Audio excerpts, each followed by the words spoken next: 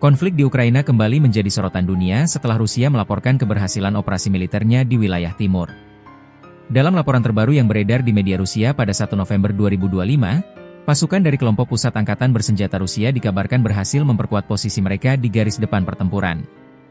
Menurut pernyataan resmi dari Kementerian Pertahanan Rusia, operasi tersebut berlangsung di sektor yang disebut arah Krasnomar. Pasukan Rusia dilaporkan menargetkan posisi infanteri Ukraina yang dianggap telah terkepung di area tersebut.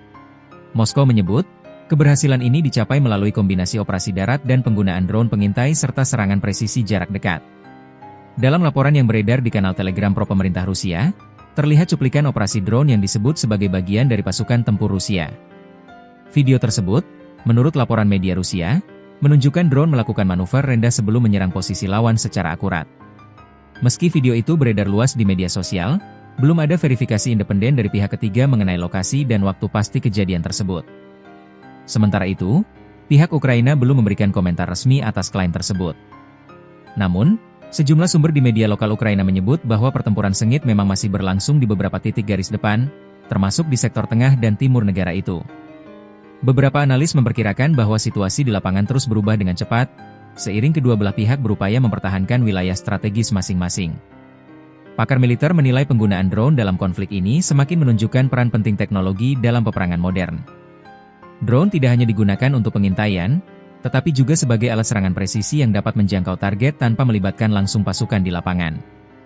Beberapa analis internasional menyebut bahwa baik Rusia maupun Ukraina kini mengandalkan strategi yang sangat bergantung pada kekuatan udara tanpa awak, karena dianggap lebih efisien dan memiliki risiko yang lebih kecil bagi personel. Kementerian Pertahanan Rusia mengklaim bahwa pasukan kelompok pusat berhasil mendorong maju di sejumlah titik pertahanan lawan. Namun, laporan independen menyebut bahwa pergerakan pasukan di lapangan masih sangat dinamis dan tidak ada perubahan besar pada garis kontak utama dalam beberapa minggu terakhir.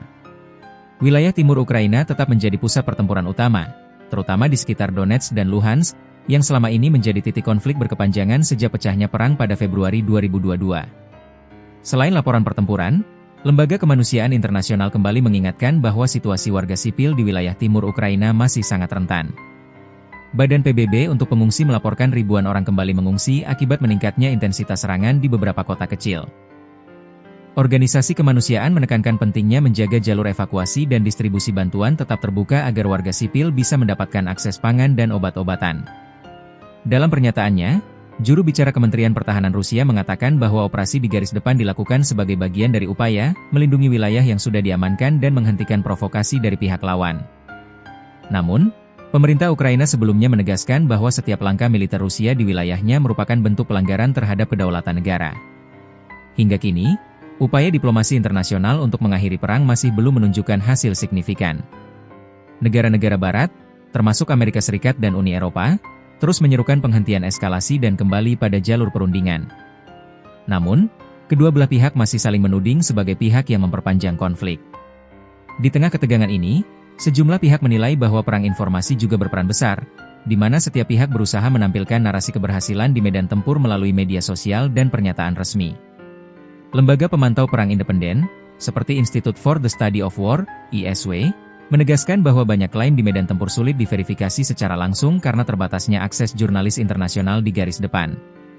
ISW menyebut bahwa laporan dari kedua belah pihak harus dilihat secara hati-hati, karena setiap narasi dapat memiliki tujuan strategis masing-masing. Pertempuran di Ukraina tampaknya masih jauh dari berakhir. Klaim keberhasilan operasi militer, baik dari Rusia maupun Ukraina, terus bermunculan setiap pekan. Yang pasti, dampak terbesar dari konflik ini tetap dirasakan oleh warga sipil yang kehilangan tempat tinggal, keamanan, dan kehidupan normal mereka. Apakah situasi ini akan segera berujung pada negosiasi damai atau justru meningkat menjadi babak baru pertempuran besar, masih menjadi pertanyaan besar bagi dunia.